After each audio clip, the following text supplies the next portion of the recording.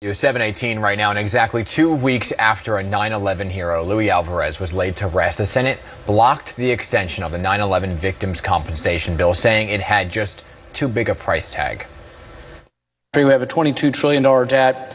We're adding debt at about $1 trillion a year.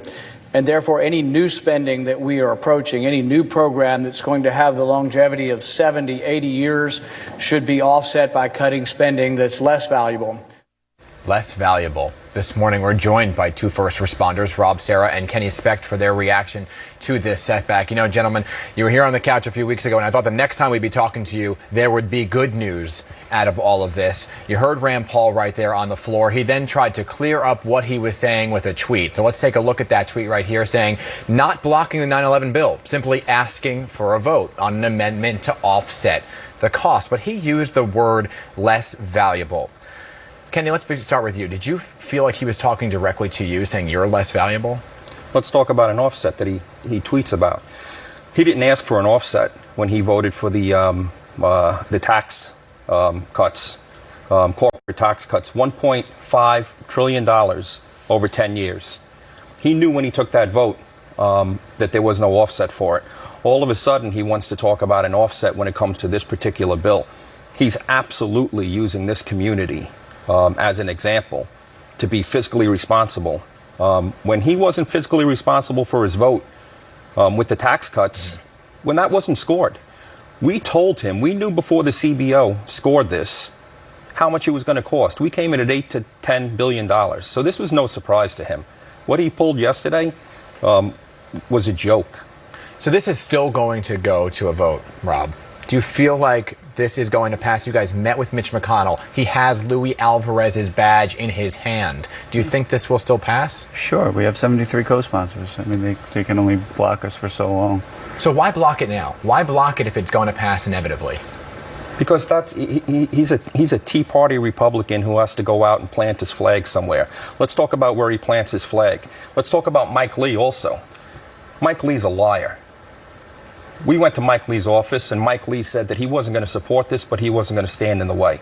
So when Mike Lee stands up now and says that he wants an investigation into how to handle this to make sure that there's no fraudulent claims, he knows that the House subcommittee had the special master testify, and the special master under oath testified that there's no fraud. So that's an outright lie that that's the reason he held this up. And like I said about Rand Paul's meetings with us are lousy. They're lousy. He gives us lousy meetings. And then he wants to stand up. We're available anytime he wants to speak to us. We can discuss anything he wants to discuss. What he did yesterday, he didn't give us a heads up it was going to happen. This is his big concern now. Like I said, $1.5 trillion he voted for before it was scored and before there was an offset.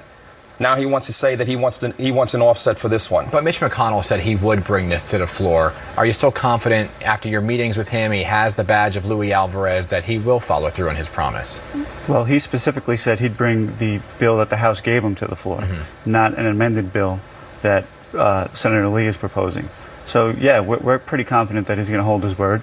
And if he doesn't, then we're going to come back at him. And while all of this is happening, Rob, we had a 199th person pass away. You want to talk about these? They're still losing their lives this week. Sure. That's the 199th FDNY member to pass away. There's been thousands of others. And yesterday, I'm told we lost number 200.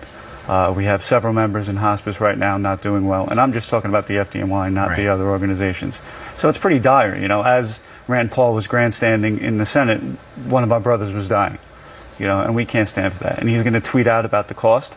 Well, maybe the federal government should have considered the cost before they lied to us and sent us down to that toxic dust cloud, before they sent 19,000 school students back to school in that toxic dust cloud. They didn't consider the cost then, so why are they considering it now? And Kenny, you have the last word here. Do you guys plan to go back to Capitol Hill, and when? Probably next week for the vote, because I have bad news for Rand Paul. We have 74 co-sponsors in the Senate, filibuster proof. So you know what? He needs 60 of his members to make an amendment. Nice try, Rand. Yeah. You did what you thought you had to do. It's not going to work. Thanks for your perspective, and I'm sure we'll be talking to you once again. Hopefully the next time we're here, it's with good news. Absolutely. Thank you both. Thank you. 7:23, everybody, and we have a lot more on this topic on our website as well, pix11.com. In the meantime, we'll be right back.